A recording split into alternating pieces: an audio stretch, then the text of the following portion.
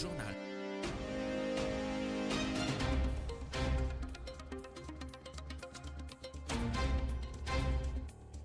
Le journal de 13h30 à la une de l'actualité, coup d'envoi des examens de la session de contrôle du baccalauréat. 46 000 candidats lancent la course contre la montre jusqu'au 3 juillet.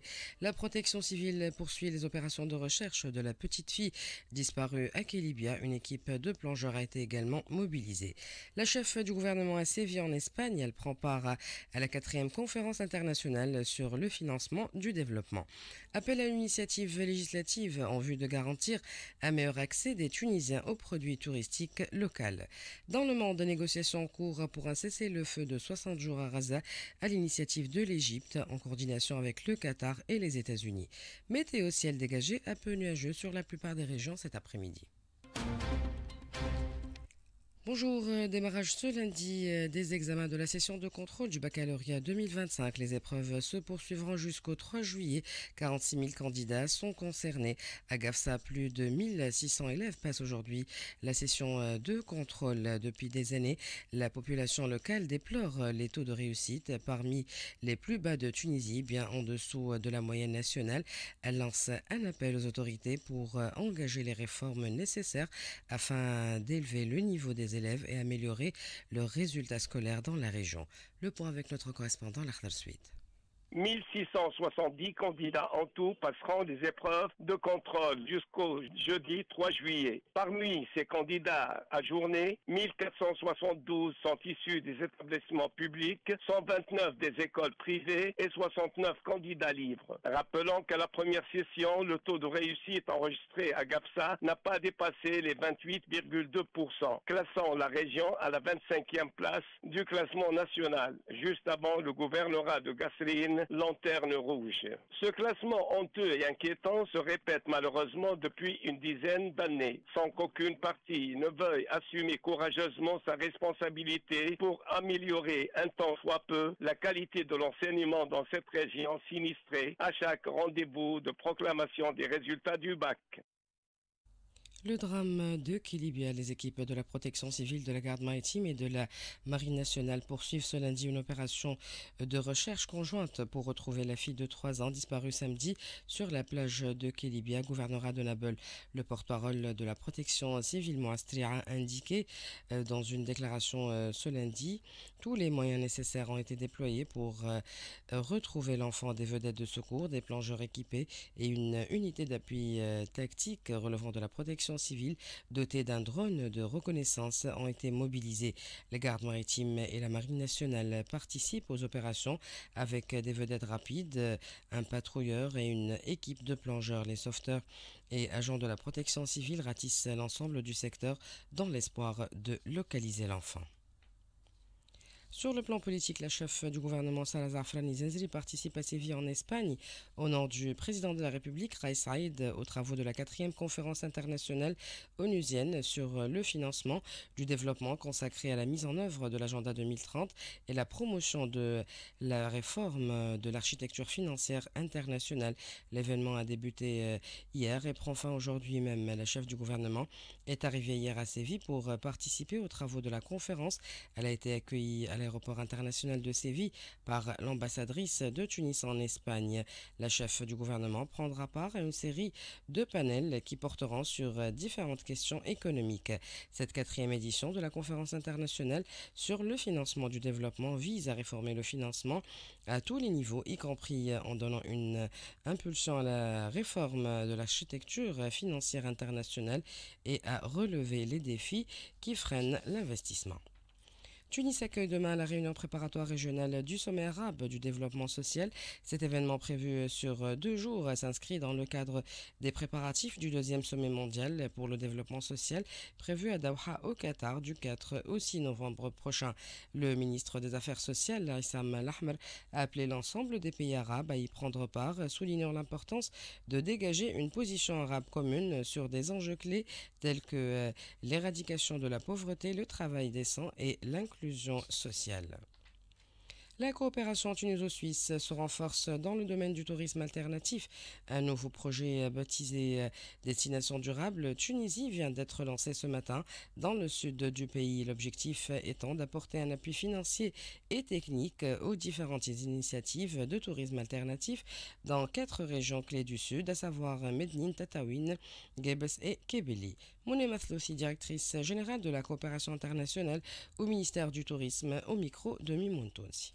Tunisie Destination Durable, c'est un projet qui s'inscrit dans la vision du ministère du Tourisme à diversifier l'offre touristique et diversifier l'investissement dans les nouveaux produits touristiques pour présenter une nouvelle expérience aux touristes. Il y a 3 composantes de ce projet. D'abord, la diversification de l'offre et le renforcement des capacités des prestataires.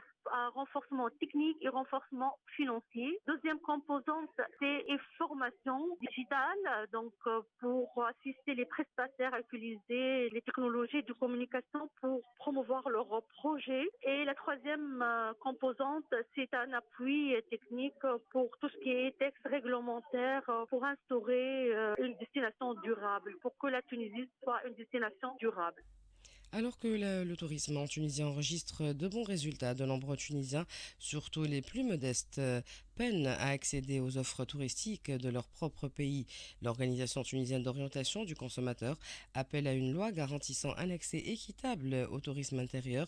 Elle propose de réserver une part des hébergements à des prix abordables aux Tunisiens et de développer le tourisme social en utilisant les infrastructures publiques.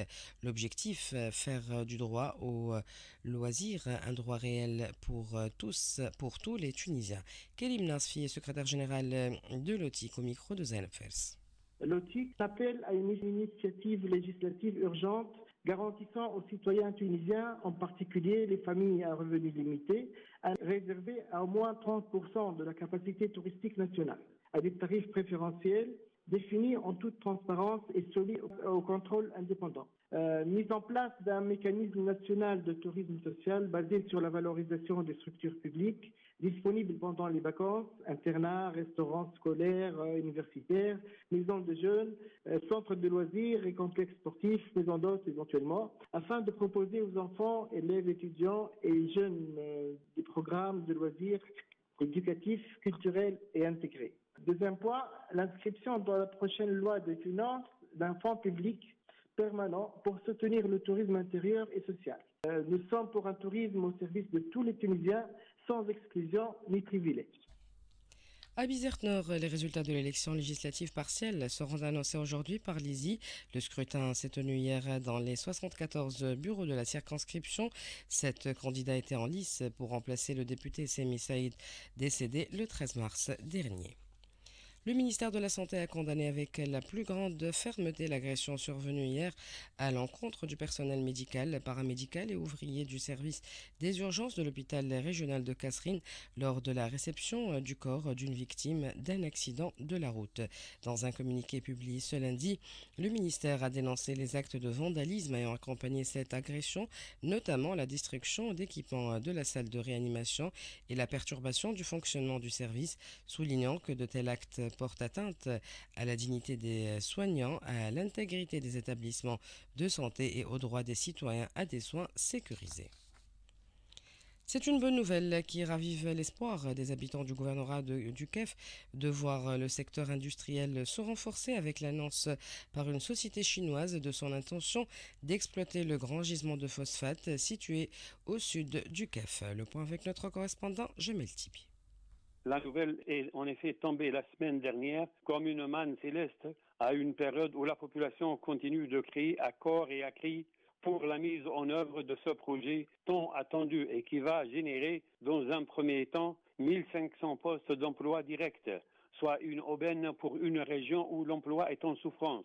Les investissements nécessaires à la réalisation de ce projet se montent, selon la société chinoise, à 800 millions de dinars, qui permettront la production d'1 million de tonnes de phosphate traité, soit des chiffres qui en disent longtemps sur l'utilité de ce projet phosphaté, considéré comme l'un des plus grands projets miniers dans le pays, en ce que ces réserves sont estimés à plusieurs milliards de tonnes, soit de quoi tenir pendant plus de 200 ans selon certains experts en la matière.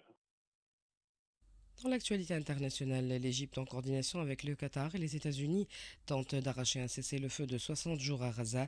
L'accord en cours de négociation inclurait la libération de prisonniers, un accès humanitaire renforcé et un premier jalon vers un cessez-le-feu permanent après 20 mois d'agression.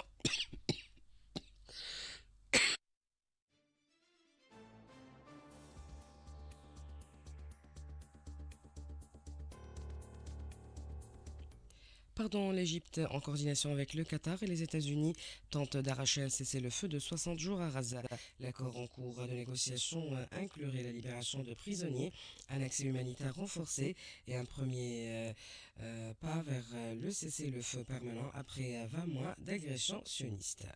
L'ambassadeur iranien à l'ONU affirme que son pays ne mettra jamais fin à son programme d'enrichissement nucléaire à des fins énergétiques pacifiques. Ce droit, garanti par le TNP, est jugé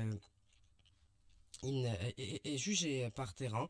Malgré une volonté affichée de négocier, l'Iran rejette toute reddition face aux pressions internationales.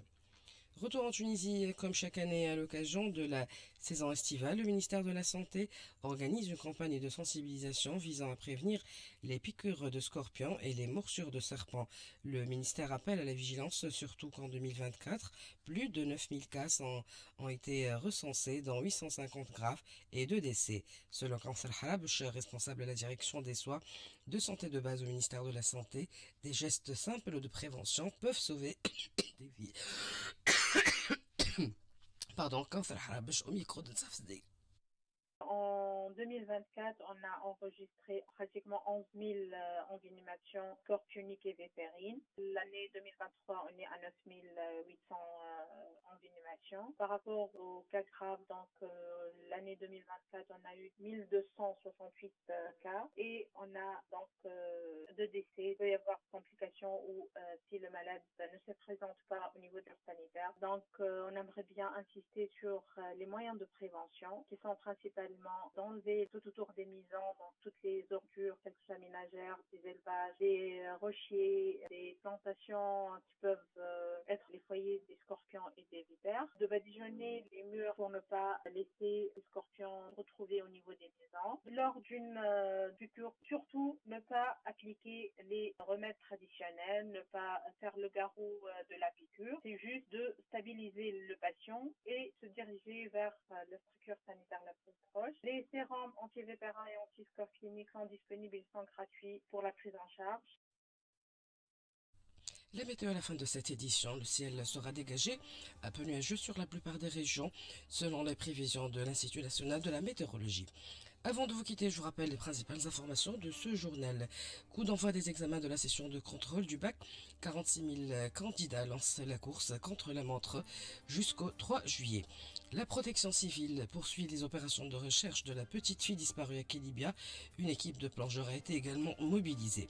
Ainsi s'achève notre édition. Merci de l'avoir suivi. Merci à Kaysar Bozri, Baïlim Trabelsi pour leur précieuse collaboration.